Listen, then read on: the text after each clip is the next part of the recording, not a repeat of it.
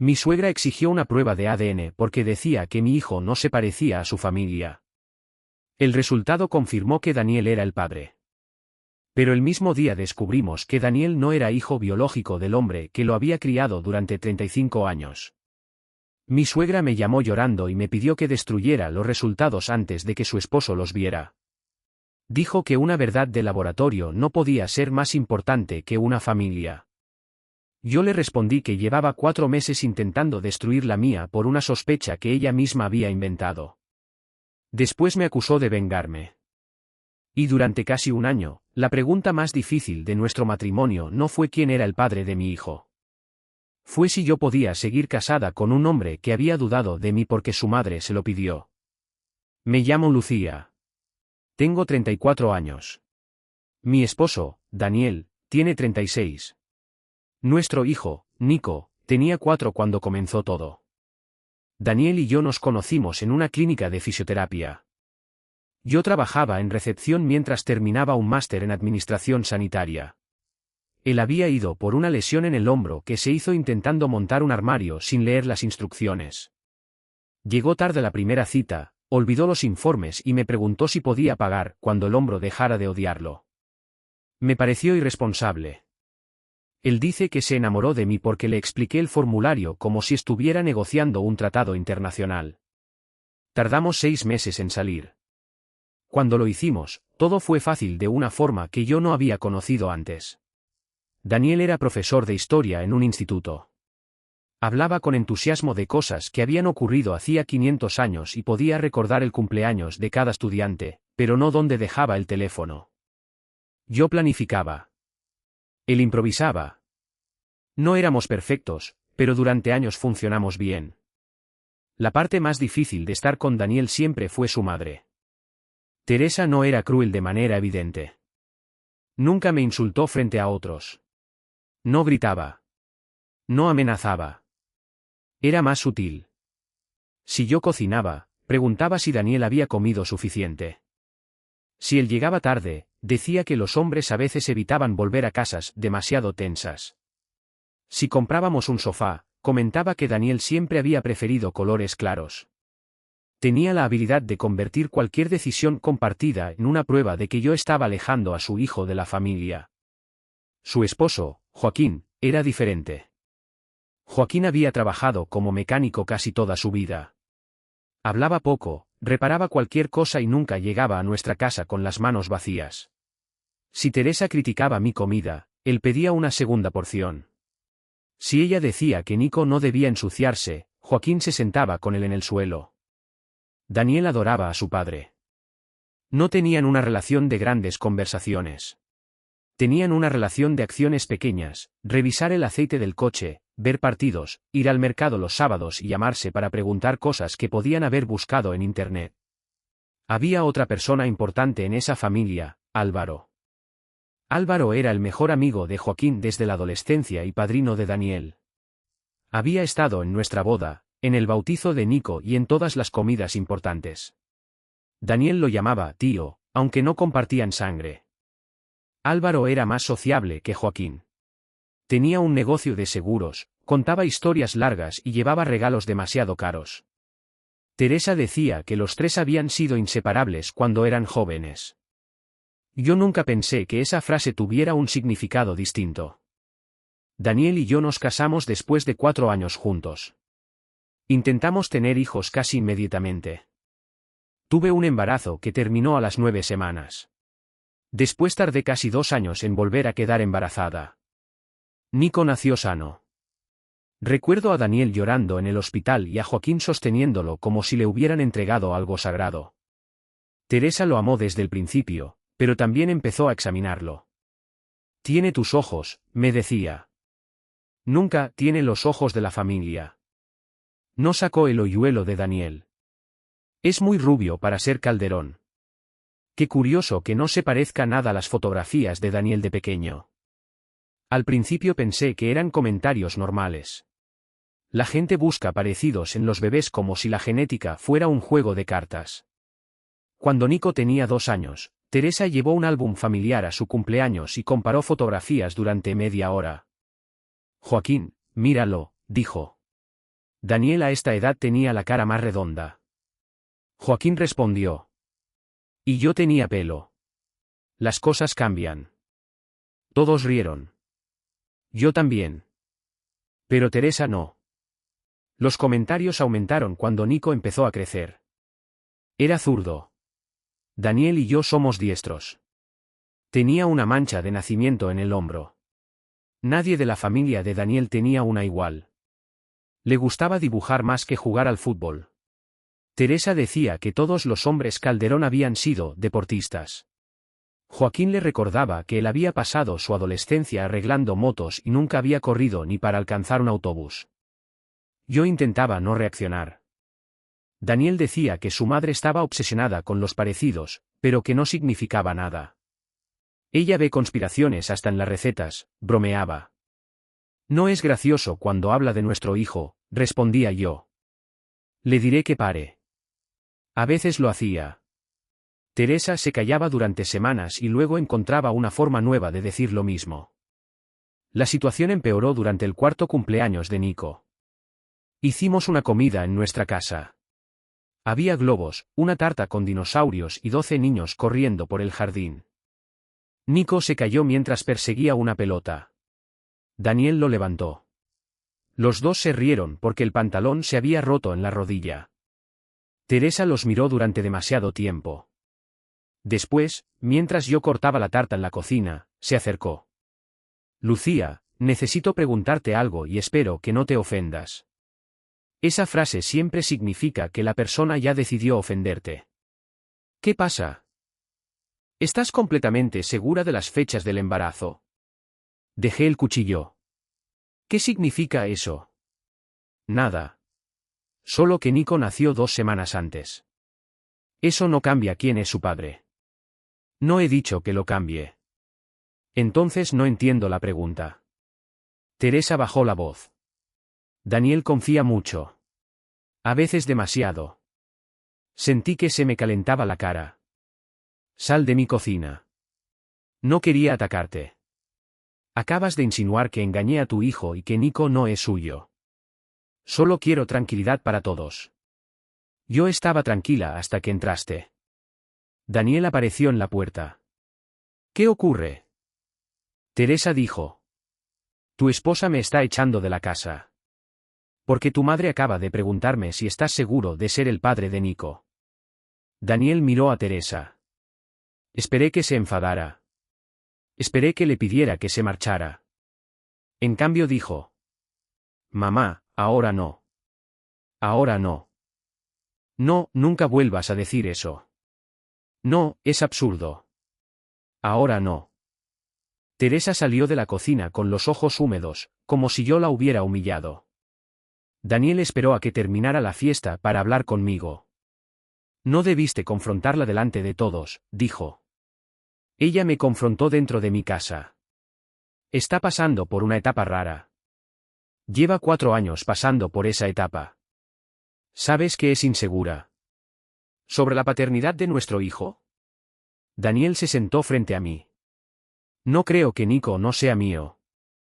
La forma en que lo dijo me hizo escuchar la palabra que faltaba. Pero. Termina la frase, le pedí. No hay una frase. Entonces dime que tu madre está equivocada y que no necesitas ninguna prueba. Daniel miró la mesa. Sentí que la habitación se alejaba. ¿Quieres una prueba de ADN? Pregunté. No. Mírame. Lo hizo. ¿Quieres una prueba? Quiero que esto termine. Eso no responde. Si hacemos una prueba, mi madre no podrá volver a decir nada. Tu madre puede decir que la muestra fue cambiada. Puede decir que el laboratorio se equivocó. Puede inventar otra cosa. El problema no es la falta de pruebas, Daniel. Es que tú le has dado espacio dentro de nuestro matrimonio. No le estoy dando espacio. Estás sentado frente a mí considerando demostrarle que no te engañé. Dijo que solo quería cerrar el tema. Que no dudaba realmente. Que si el resultado era obvio, podríamos seguir adelante. Hay una clase de daño que no ocurre cuando alguien te acusa. Ocurre cuando la persona que prometió conocerte decide que una acusación merece verificación. Me fui a dormir a la habitación de invitados. Al día siguiente Teresa envió a Daniel fotografías suyas de niño, de Joaquín y de varios primos. Había marcado rasgos con círculos. Daniel no me lo contó. Lo vi porque dejó el teléfono sobre la mesa. También había un mensaje. Una madre nota cosas que un hombre enamorado no quiere ver. Yo hice una captura y me la envié. No porque planeara publicarla. Porque ya empezaba a sentir que necesitaba pruebas de que no estaba imaginando lo que ocurría. Durante una semana Daniel y yo apenas hablamos. Entonces me pidió la prueba. Lo hizo en el estacionamiento del supermercado, como si estuviera pidiendo cambiar de marca de café. Solo para acabar con esto, dijo. No va a acabar con esto. Con la duda de mi madre, sí. ¿Y con la tuya? Te he dicho que no dudo. Una persona que no duda no pide un resultado. Se enfadó. Dijo que yo estaba convirtiendo algo sencillo en una crisis. Que una muestra tardaría unos días. Que no tenía nada que ocultar. Esa última frase fue la peor. No tienes nada que ocultar. Es la frase que convierte tu negativa en sospecha. Acepté. Pero puse condiciones. La prueba se haría en un laboratorio acreditado, con muestras tomadas por un profesional. Daniel pagaría. Teresa no participaría ni recibiría el informe. Hasta que llegara el resultado, no vería a Nico. Y Daniel y yo empezaríamos terapia de pareja antes de decidir qué significaba aquello para nuestro matrimonio. Daniel aceptó todo. Creo que esperaba que el resultado reparara automáticamente lo que su petición había roto. 2 días antes de ir al laboratorio, Teresa organizó una comida familiar. No fuimos. Llamó a Joaquín llorando y le dijo que yo estaba usando a Nico para castigarla. Joaquín vino a vernos solo. No sé qué ha dicho Teresa, comentó, pero no tienes que demostrarme nada. Ese niño es mi nieto. Daniel bajó la mirada. Joaquín lo notó. ¿Qué pasa? Mamá cree que deberíamos hacer una prueba. La cara de Joaquín cambió. Tu madre cree demasiadas cosas cuando está aburrida. Ya está programada. Joaquín miró a su hijo durante un largo momento.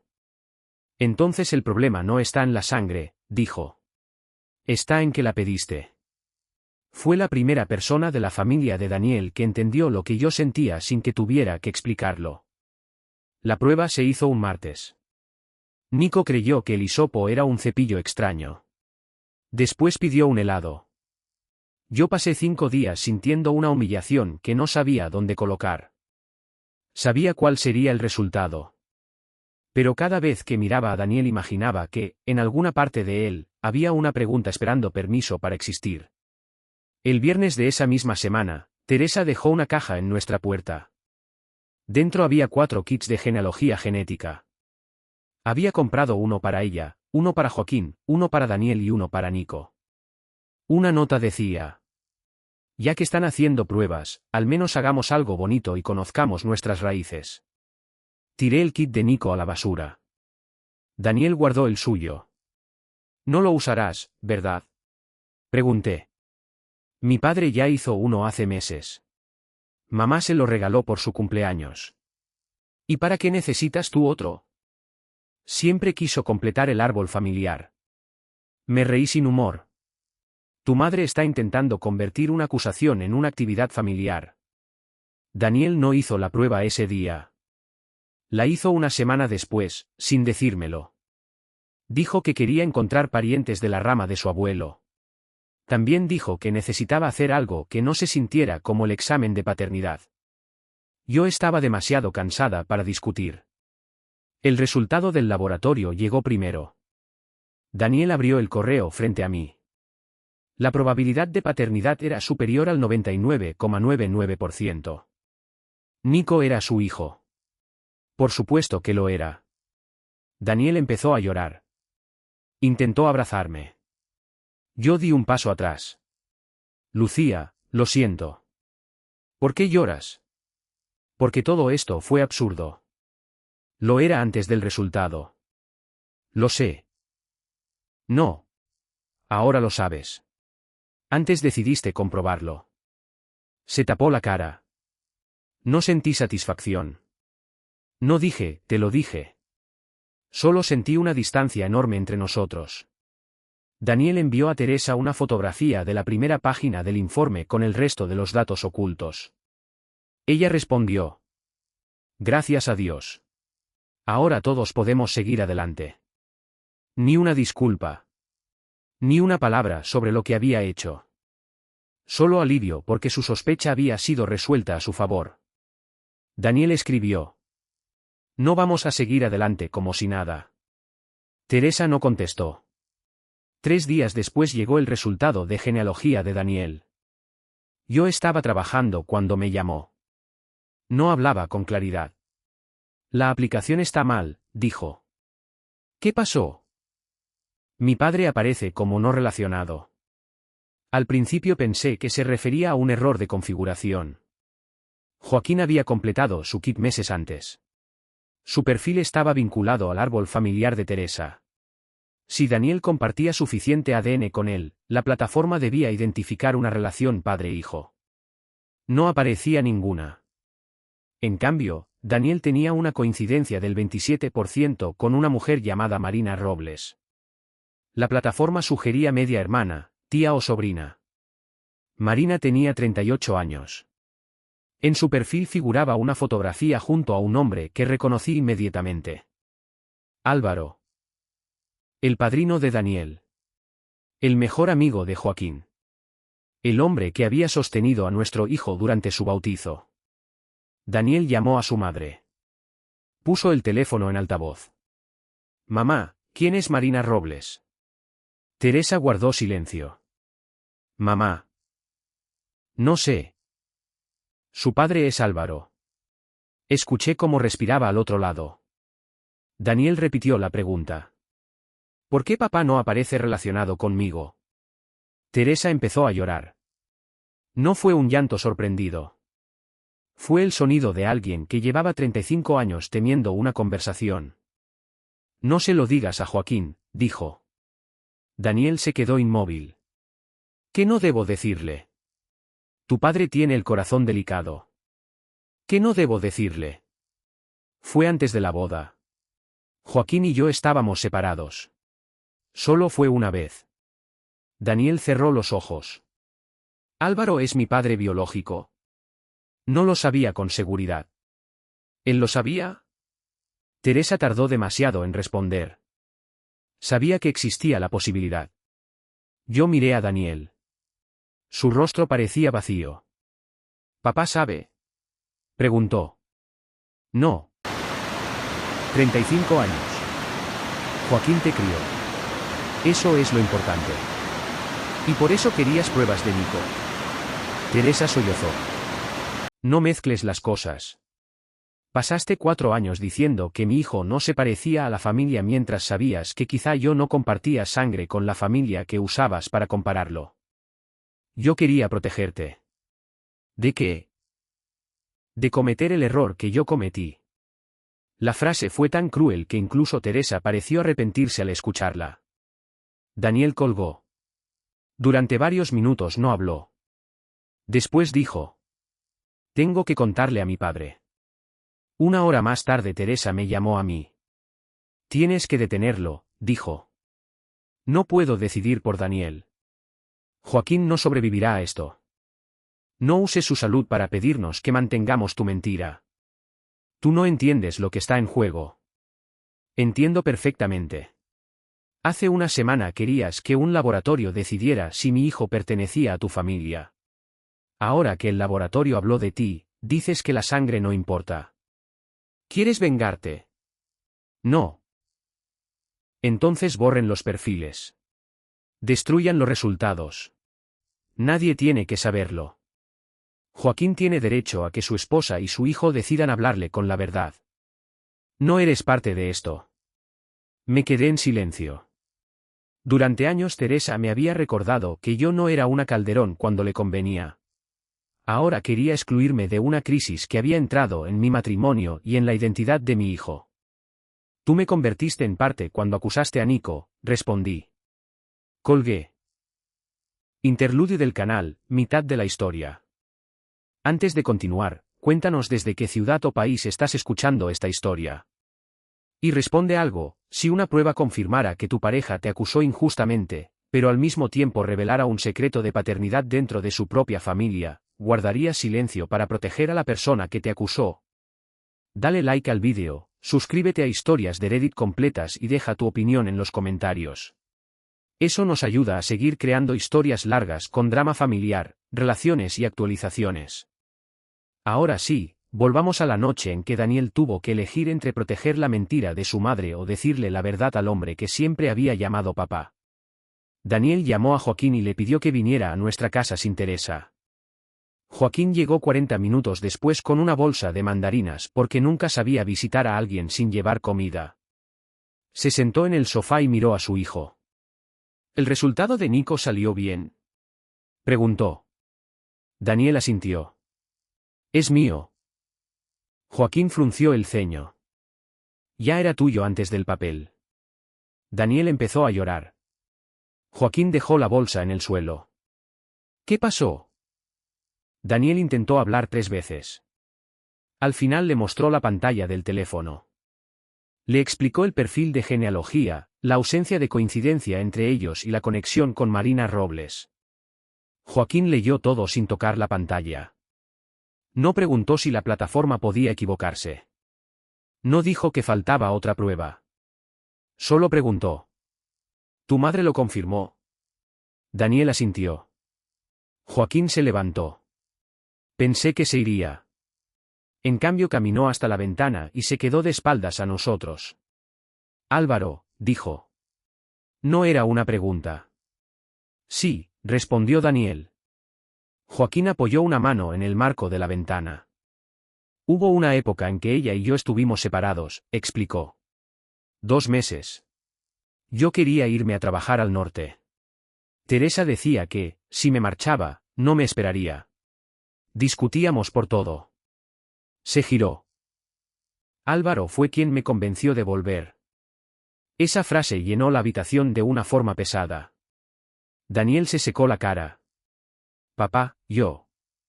No. Joaquín levantó la mano. No me digas ahora que sigo siendo tu padre. Sé lo que he hecho durante 35 años. Esto no cambia que te llevé al colegio, que te enseñé a conducir ni que me llamaste cuando nació Nico. La voz se le quebró. Lo que cambia es que 2 personas que se sentaban a mi mesa decidieron que yo no merecía saber con quién estaba construyendo mi vida. Daniel se acercó. Joaquín lo abrazó antes de que pudiera hablar. No fue un abrazo largo. Cuando se separaron, Joaquín preguntó si podía quedarse con una copia del resultado. No para demostrar que no eres mi hijo, aclaró. Para que nadie vuelva a contarme una versión reducida de lo que pasó. Esa noche no regresó a su casa. Durmió en el taller de un amigo. Teresa llamó a Daniel 14 veces. Después me llamó a mí. Luego a mi hermana, a mi madre y a 2 tías de Daniel.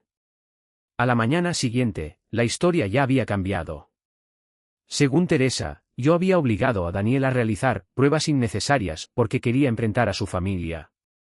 Había invadido la intimidad de Joaquín y aprovechado un resultado ambiguo para vengarme por sus dudas sobre Nico. Una prima de Daniel me escribió. Entiendo que estabas dolida, pero no tenías derecho a destruir un matrimonio de 35 años.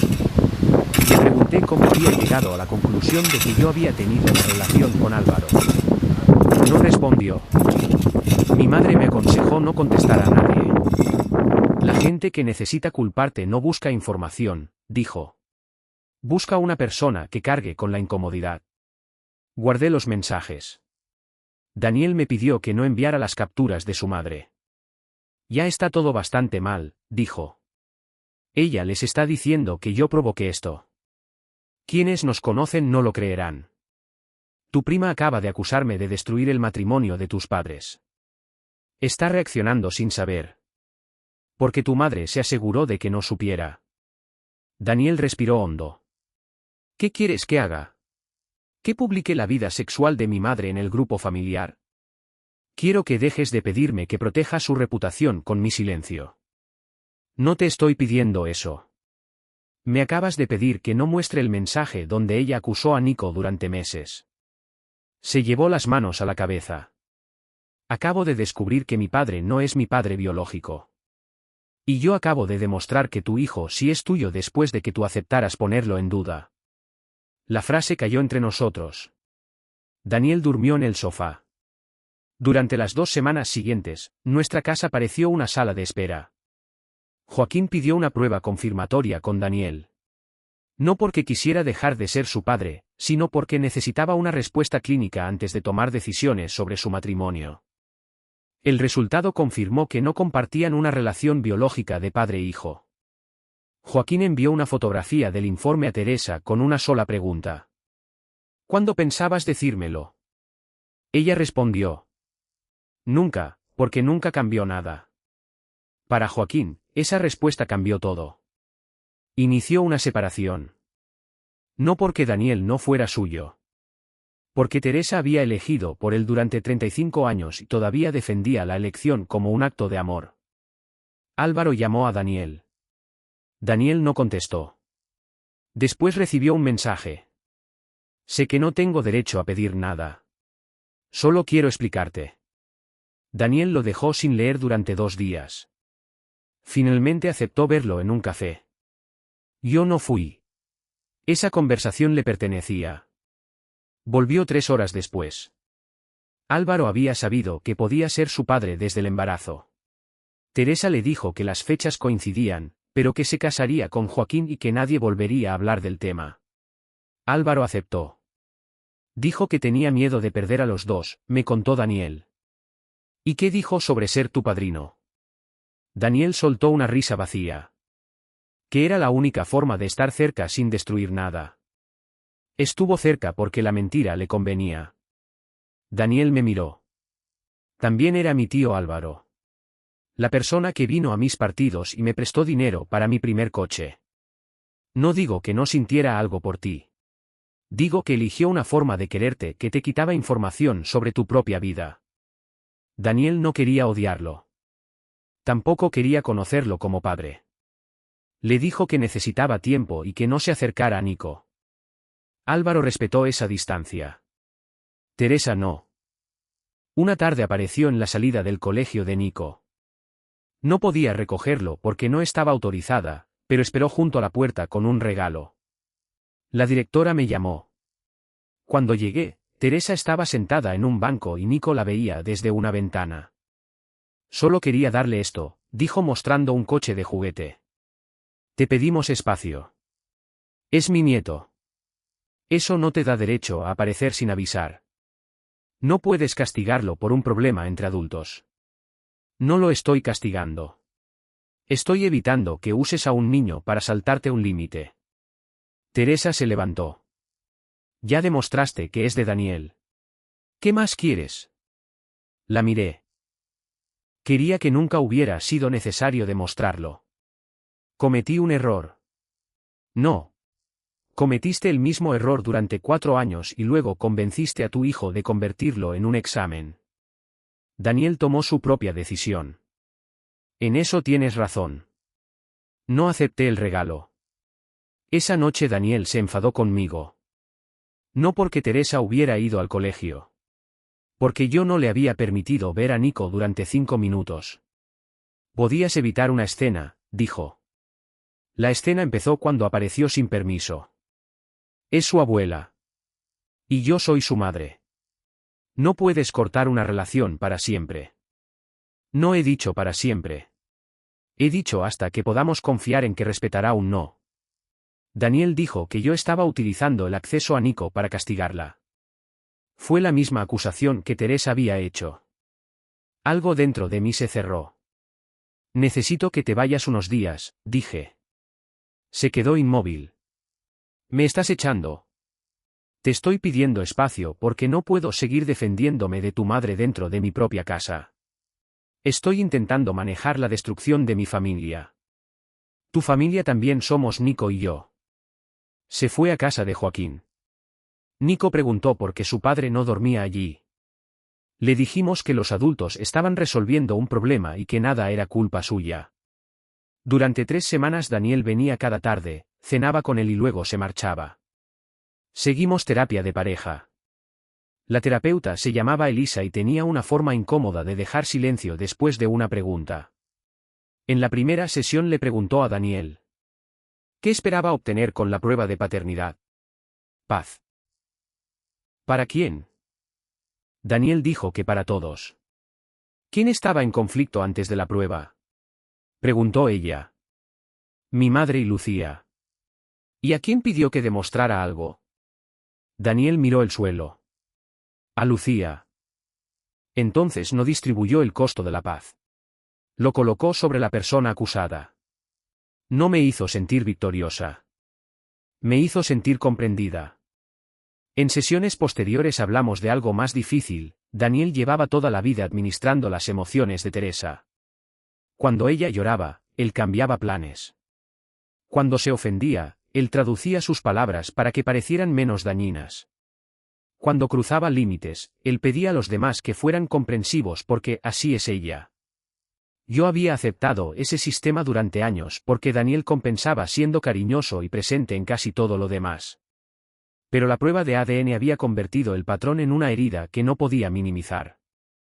Daniel empezó terapia individual. También escribió a toda la familia. No dio detalles íntimos innecesarios. Dijo: mi madre fue quien cuestionó la paternidad de Nico y quien insistió en que realizáramos pruebas. El resultado confirmó que soy su padre. Una prueba genealógica separada reveló información sobre mi propia paternidad. Lucía no encargó esa segunda prueba, no informó a mi padre ni provocó la separación de mis padres. Yo decidí contarle la verdad a Joaquín. Cualquier mensaje que responsabilice a Lucía es falso y no lo toleraré. Adjuntó la captura donde Teresa escribía que una madre veía lo que un hombre enamorado no quería ver. La prima que me había acusado se disculpó. Otras personas guardaron silencio. Teresa llamó a Daniel gritando: me has humillado delante de todos. Conté lo necesario para detener una mentira sobre mi esposa. Elegiste a ella contra tu madre. No es una competencia. Para ella sí. Daniel respondió: no. La convertiste en una competencia cada vez que me pediste demostrar que te quería ignorando lo que le hacías. Después bloqueó su número durante 3 meses. Fue la primera vez que estableció un límite sin pedirme que lo hiciera por él. No regresó inmediatamente a casa. Yo no quería que una acción correcta borrara todo lo anterior. Seguimos viéndonos. Seguimos criando a Nico. Tuvimos conversaciones incómodas sobre confianza, lealtad y la diferencia entre arrepentirse del resultado y comprender la decisión. Daniel me dijo algo que agradecí porque no intentaba verse mejor. Una parte de mí sabía que la acusación era absurda. Otra parte pensó que, si te negabas, quizá significaba algo. Me avergüenza admitirlo, pero estaba ahí. ¿Por qué? Porque mi madre lleva años diciendo que tú puedes irte cuando quieras y que yo soy demasiado confiado.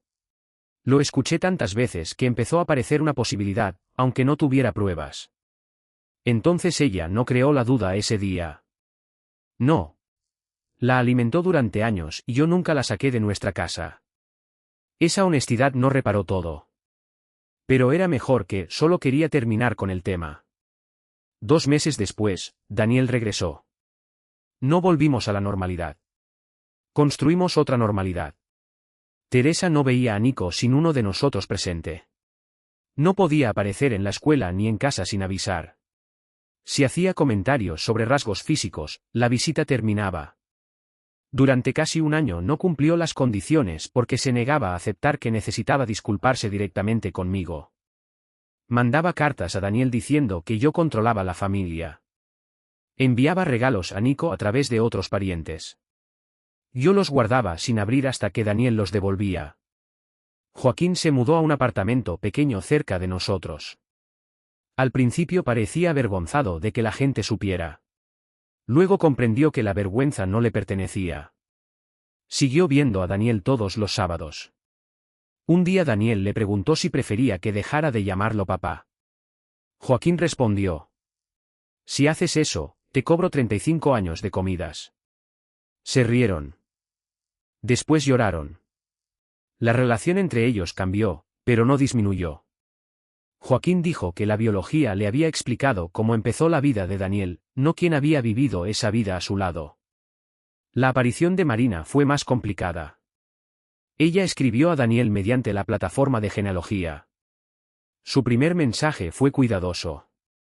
Parece que compartimos demasiado ADN para ser desconocidos.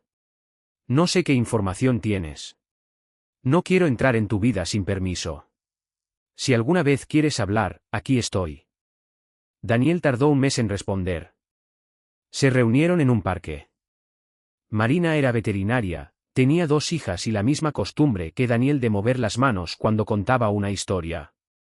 Había crecido con Álvaro y su primera esposa. No sabía nada de Teresa. Ella también se sintió traicionada por su padre. No porque existas, le dijo a Daniel. Porque él pudo verte toda la vida y decidió que yo no necesitaba saber que tenía un hermano. No se convirtieron en hermanos inseparables de inmediato. Eso habría sido una versión demasiado limpia. Empezaron con mensajes. Después cafés. Luego una comida donde conocimos a sus hijas. Nico las llamó primas nuevas. Joaquín conoció a Marina meses después. Yo pensé que sería incómodo. Él le estrechó la mano y dijo: No tienes culpa de ningún adulto de esta historia. Marina lloró. Álvaro intentó acercarse varias veces. Daniel aceptó hablar con él de vez en cuando, pero nunca lo llamó padre. Le dijo que la genética no daba acceso automático a una relación que él había rechazado construir con honestidad. Álvaro aceptó esa consecuencia mejor que Teresa. La separación de Joaquín y Teresa terminó en divorcio. Muchos familiares dijeron que era excesivo después de tantos años. Joaquín respondió una vez: No me divorcio por lo que hizo durante una separación. Me divorcio por lo que decidió cada día después y por la forma en que todavía cree que yo no tenía derecho a saberlo. Nunca volvió a explicarlo. Teresa pidió verme 16 meses después de la prueba. No acepté la primera vez. Había recibido varias disculpas anteriores que empezaban con «siento que te sintieras atacada» y terminaban explicando cuánto sufría ella. La nueva carta era distinta. Decía: Acusé a Lucía porque proyecté sobre ella la decisión que yo había tomado. Durante años tuve miedo de que Daniel descubriera que su historia no era la que yo le había contado. Cuando Nico no se parecía a Joaquín, ese miedo salió convertido en sospecha contra otra mujer.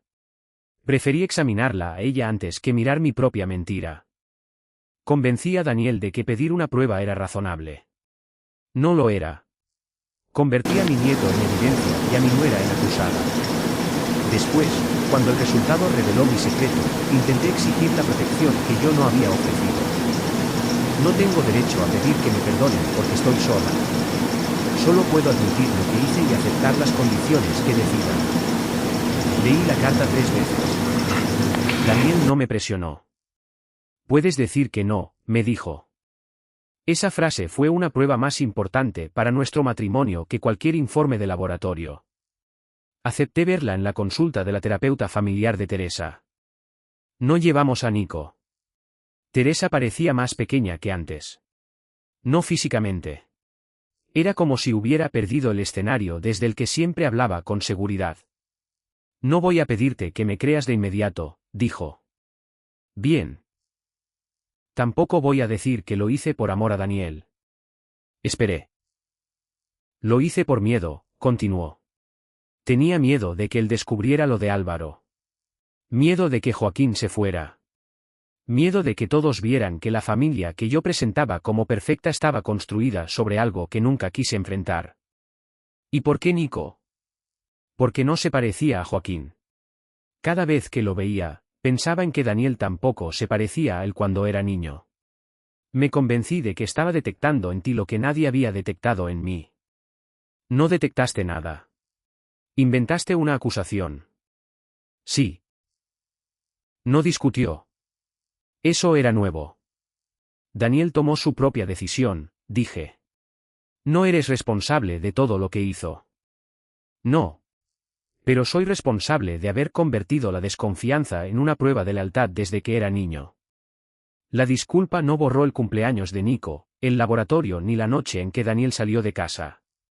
Pero me permitió creer que Teresa empezaba a comprender la diferencia entre sentirse culpable y hacerse responsable. Acordamos visitas cortas y supervisadas. La primera fue en un parque. Nico corrió hacia ella porque, a pesar de todo, era su abuela y la había extrañado. Teresa lo abrazó y no dijo que había crecido como un calderón. No buscó el hoyuelo de Daniel ni la nariz de Joaquín. Solo le preguntó qué estaba dibujando últimamente. Fue un detalle pequeño. Yo lo vi. Las visitas continuaron de forma irregular. Si Teresa intentaba hablar mal de Joaquín o convertir a Daniel en mensajero, terminábamos el encuentro. 2 veces dejó de vernos durante meses porque no aceptó un límite. No hubo una reconciliación perfecta. Ahora existe una relación que depende de su comportamiento, no de su título familiar. Han pasado casi 3 años. Daniel y yo seguimos casados. A veces la gente espera que diga que la crisis nos hizo más fuertes. No me gusta esa frase. La crisis nos hizo más honestos porque no nos dejó otra opción. Ser más honestos, con el tiempo, nos permitió construir algo que podía volver a sentirse seguro. Todavía hay momentos en que recuerdo la forma en que Daniel evitó mi mirada cuando le pedí que dijera que no necesitaba la prueba. Cuando ocurre, se lo digo. Él no responde que ya lo superamos. No me acusa de guardar rencor. Dice: entiendo por qué volvió. ¿Qué necesitas ahora? A veces necesito hablar. A veces necesito espacio. A veces solo necesito que prepare la cena y no convierta el dolor en una conversación de 2 horas. También aprendí a reconocer mi parte. Durante años yo había tolerado pequeñas invasiones de Teresa porque me parecía más fácil que poner a Daniel en una posición incómoda. Decía que no quería conflictos, pero en realidad confiaba en que las cosas graves nunca ocurrirían. Cuando ocurrieron, no teníamos práctica defendiendo nuestro matrimonio como una unidad. Ahora sí. Nico tiene 7 años. Sabe que el abuelo Joaquín es el padre que crió a Daniel y que Álvaro es una persona con quien comparte biología. No conoce detalles adultos. Le explicamos que las familias pueden estar conectadas por sangre, por cuidado por ambas cosas, y que los adultos cometieron errores al ocultar información. Joaquín sigue siendo su abuelo. Van juntos a comprar tornillos que no necesitan y construyen cosas ligeramente torcidas en el balcón. Marina se convirtió en parte de nuestra vida de una forma tranquila. Sus hijas vienen a casa algunos fines de semana. Daniel y ella descubren semejanzas que los hacen reír y diferencias que les recuerdan que compartir ADN no significa haber compartido infancia. Álvaro conoce a Nico solo cuando Daniel está presente. Su relación con Daniel es cordial, no paternal. Teresa vive sola. No es un castigo que nosotros organizamos. Es la consecuencia de decisiones que Joaquín ya no quiso seguir absorbiendo. Ella y Marina todavía no tienen relación. Marina no desea conocerla y Teresa, por primera vez, parece entender que pedir perdón no obliga a nadie a aceptar acceso. El informe de paternidad de Nico está guardado en una carpeta que nunca abrimos. Durante meses quise destruirlo. Después decidí conservarlo. No como prueba de que yo decía la verdad. Como recordatorio de algo que Daniel y yo prometimos no repetir, nunca volver a pedirle a la persona acusada que pague el precio de tranquilizar a quien inventó la acusación. Teresa quería demostrar que Nico no pertenecía. La prueba confirmó lo contrario. Pero lo más importante que aprendimos no estaba en porcentajes. Joaquín dejó de ser padre biológico de Daniel en el lenguaje de un informe, pero no dejó de ser el hombre que lo crió.